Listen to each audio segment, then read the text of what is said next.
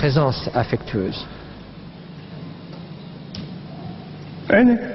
Aussi, d'autres éléments indiquent qu'une attitude extrêmement centrée sur soi-même n'est non seulement pas bonne pour notre propre harmonie intérieure, mais même pour notre santé. D'autres scientifiques m'ont décrit des études où on a analysé le langage utilisé par les gens.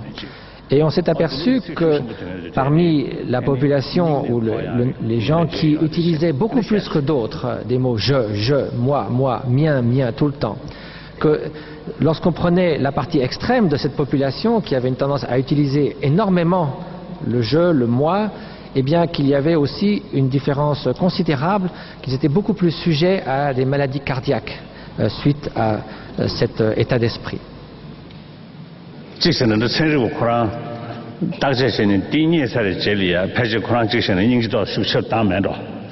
En tout cas, ça a peut-être aidé ce chercheur lui-même.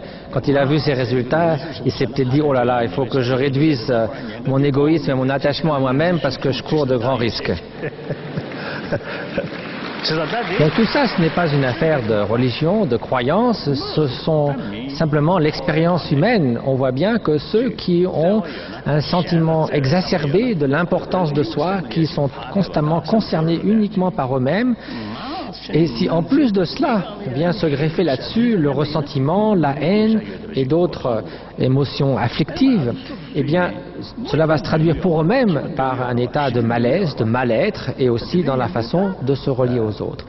Donc au contraire, réduire ce sentiment forcené de l'importance de soi, s'ouvrir aux autres, développer l'altruisme, l'affection, c'est quelque chose qui non seulement va être certainement bienfaisant à l'égard de ceux qui nous entourent, mais qui va aussi nous apporter une sorte de détente, de paix intérieure, et la paix intérieure, qui ne la souhaiterait pas, qui souhaiterait être constamment tourmenté.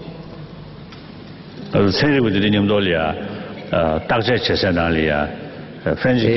donc le traducteur ici présent a participé à certaines de ces recherches, et donc maintenant ça synthétique, j'ai un nouveau nom, c'est celui de cobaye ou de guinea pig.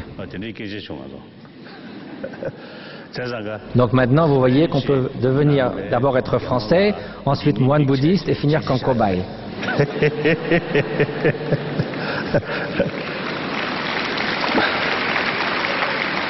Et probablement que les expériences ont marché pour la raison suivante. D'habitude, quand on met 250 électrodes sur la tête de quelqu'un, s'il a une abondante chevelure, évidemment, ça ne marche pas très bien.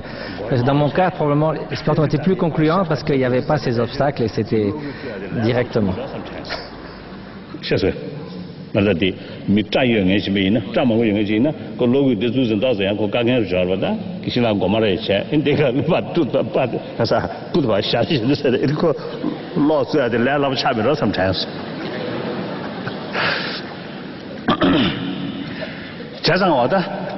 Donc si l'on prend la peine de réfléchir et d'examiner tout cela, on s'aperçoit que ce qu'on appelle les émotions afflictives, c'est-à-dire celles qui perturbent et affligent, obscurcissent notre esprit et nous tourmentent, que ces émotions afflictives, donc, non seulement elles vont nous empêcher de rester en paix en nous-mêmes, elles vont nuire à notre bien-être, mais aussi en conséquence, elles vont nuire à notre santé, à notre bien-être physique.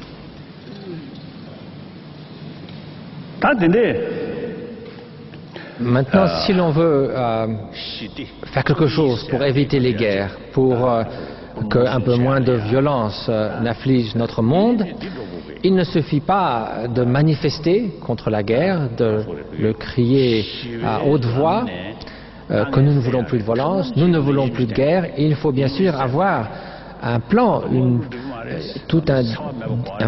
mettre en œuvre des moyens.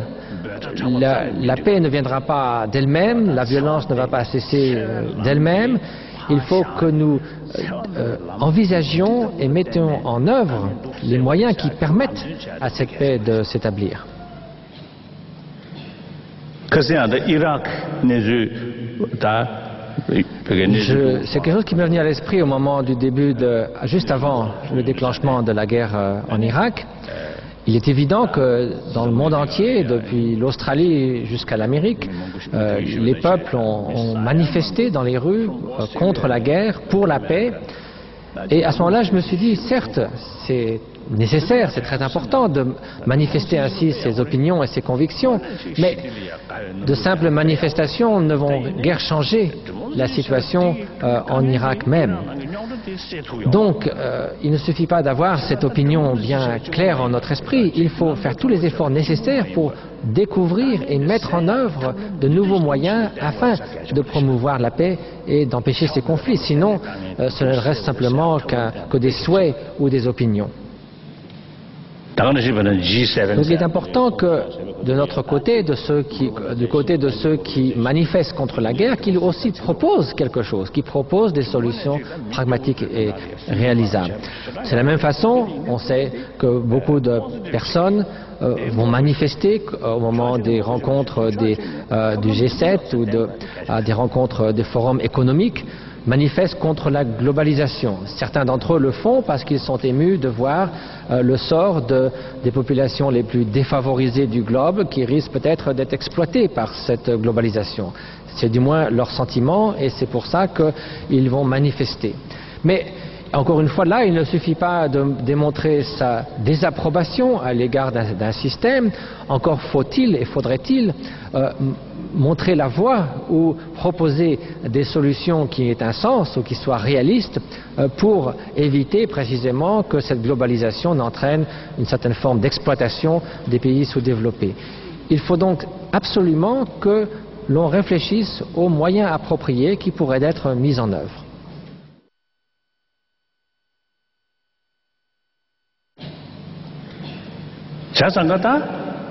Donc on a deux extrêmes ici, la violence, choisir la solution de la violence, des conflits, et l'autre opposé, c'est le dialogue. L'essence de la non-violence, c'est de choisir le dialogue pour résoudre des problèmes.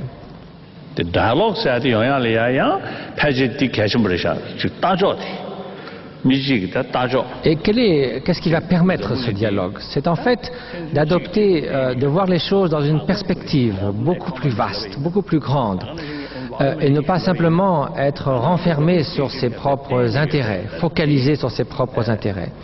Et cette perspective, en fait, si on y réfléchit, il est facile de l'adopter, car si l'on considère la situation présente du monde, on voit que du fait des communications, des liens économiques, que ce monde est finalement tout petit, que tous les pays vivent en interdépendance les uns avec les autres. Et que, si l'on y réfléchit bien, ce qui est favorable à un autre pays, finalement, si l'on aide au développement, à l'amélioration du sort d'un autre pays, cela va aussi se répercuter par une amélioration de la condition générale de notre monde et donc de nous-mêmes.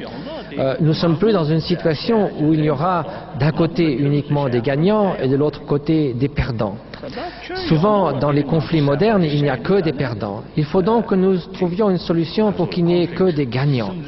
Et cette solution, elle vient précisément d'effacer ces barrières que nous faisons entre moi ou nous et les autres.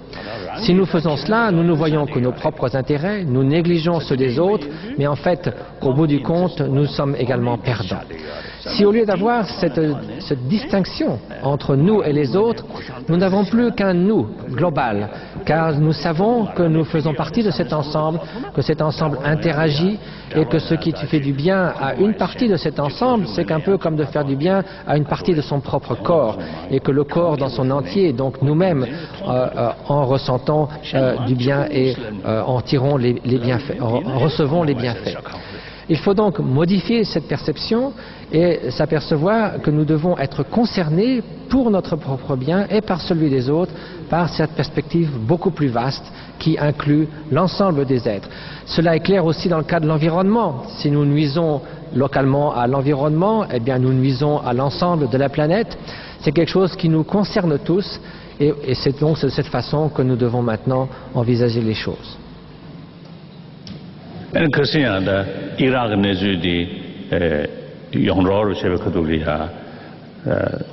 Juste avant le début donc de la guerre d'Irak, certains de mes amis qui sont des militants pour la paix, dont certains d'ailleurs se sont rendus à Bagdad, m'avaient suggéré de me rendre à Bagdad et d'essayer de faire quelque chose. J'ai réfléchi à la question, je me suis dit voilà, je suis un moine bouddhiste, Je vais aller dans ce pays de tradition musulmane. Je ne connais personne à Bagdad. Qu'est-ce qui risque de se passer? Je vais arriver avec mon crâne rasé, mes habits rouges, je vais me faire des allers-retours dans les grandes avenues de Bagdad. Ça ne va pas avoir beaucoup d'effet. Tout ce que je risque, c'est peut-être de prendre une bombe sur la tête. Donc je me suis dit, je n'ai pas vu vraiment l'utilité de faire ça. Et puis en réfléchissant, je me suis dit qu'évidemment, une telle initiative qui n'impliquait que moi-même, ça avait très peu de chances d'influer le cours des événements. Mais en revanche, je me suis dit que si effectivement des personnes qui, du point de vue de leur qualité humaine, éthique, étaient des personnes respectées de par le monde, au-dessus de tout reproche. Par exemple, des prix Nobel de la paix comme Desmond Tutu, ou l'ancien président Havel, ou Jimmy Carter, des personnes dont on sait que leur seule préoccupation et leur principale préoccupation est de contribuer à cette paix, à réduire la violence, les conflits, qui n'ont d'autre idée que de promouvoir justement ces valeurs humaines. S'ils pouvaient se réunir, et pas seulement se réunir comme cela se fait souvent, des réunions de prix Nobel de la paix qui discutent de la paix dans le monde, mais avoir un rôle beaucoup plus actif, beaucoup plus engagé. Et c'est vrai que si au moment où un conflit est sur le point d'éclater, si un certain nombre de ces personnes respectées dans le monde pour leur qualité, leur engagement, leur honnêteté, pouvaient se rendre ensemble dans ces lieux où un conflit est prêt d'exploser et essayer par le dialogue de discuter avec les parties concernées, là peut-être ils auraient, en tant que représentants ou ambassadeurs de la paix au nom de toutes les populations qui souhaitent la paix, en tout cas ils auraient certainement un plus grand poids et une plus grande possibilité de réussir. Parce que le problème, lorsque des émissaires qui viennent négocier la paix viennent au nom ou sont eux-mêmes des hommes en poste dans des pays, ou même dans le cas de représentants des Nations Unies, très souvent on ne peut s'empêcher de penser qu'ils ont un agenda derrière, qu'ils ont des intérêts économiques, le pétrole, toutes sortes d'autres choses, et que ces intérêts cachés, dont on ne connaît pas tous les ressorts, eh bien, vont influencer leur action et même leur médiation. En revanche, un groupe de telles personnalités, donc au-dessous de tout soupçon, qui ne représentent pas des nations, mais qui représentent simplement les êtres humains en général, ceux qui souhaitent la paix, certainement c'est une chose qui, à mon sens, nous devrions faire des efforts spécifiques dans ce sens. Je vais me rendre la semaine prochaine à Prague où je rencontrerai l'ancien président Havel. Je lui ai déjà écrit une lettre à ce sujet et nous allons discuter des moyens qu'effectivement ce genre de personnalité puisse prendre en groupe un rôle plus actif dans les médiations pour la paix.